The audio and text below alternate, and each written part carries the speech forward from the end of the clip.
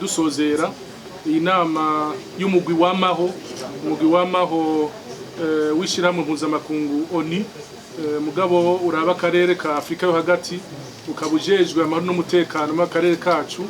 Iyi nama rero turaje kuyisozera, havuzwe byinshi gusa reka ntangurire gushima kubona ibihugu byose byaratwizeye kugira ngo iyi nama ibere mu gihugu cacu.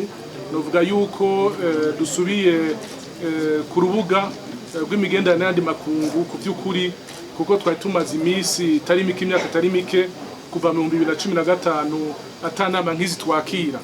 Kone twakira inama nk'iyi irimwo ibihugu 11 n'amashira mpuzamakungu n'abandi bantu benshi, kuyo twakiye hafi y'abantu bashika 150 n'amajana 200. Nagateka ku Burundi cyane.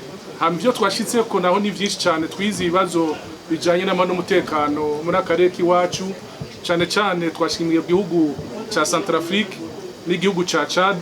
Muzi ko basanzwe bafite ibibazo by'amahoro n'umutekano muri no misi.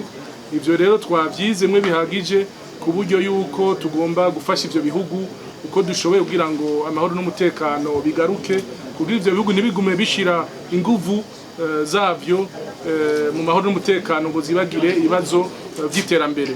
Ivyo rero twavyumvikanye ko ku buryo yuko twibaza yuko mu misi iri imbere ivyo bihugu bishobora gutera imbere. Harateguwe n'inama izohuza abakuru b'ibihugu mu ndwiza kugira ngo bige ikibazo cyo muri Chad.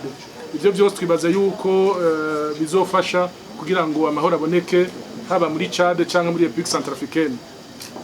Nuko rero ibindi twavuganye nibijanye na bijye bibazo novuga by'inkozi z'ikibi haba ku isi, ku butaka cyangwa mu mabahari, bimwe bita terrorisme sur mer mu gifaransa na terrorisme sur terre.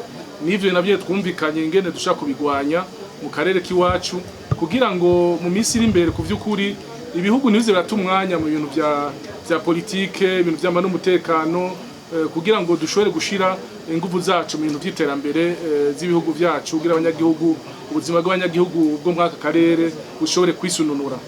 Novuga rero ko mu camaka ari byo twaganiriye, hanyuma nkababwira yuko twashimye cyane, byagenze neza. Hatanguye inama y'abahinga, ubu hakurikiye inama y'abashikiranganje. Izo nama zose zagenze neza, tukaba tubishimye cyane, kandi twakoze twisunze intumbero twamaduhabwa na nyine icubahiro umukuru w'igihugu cacu Evariste Ndayishimiye.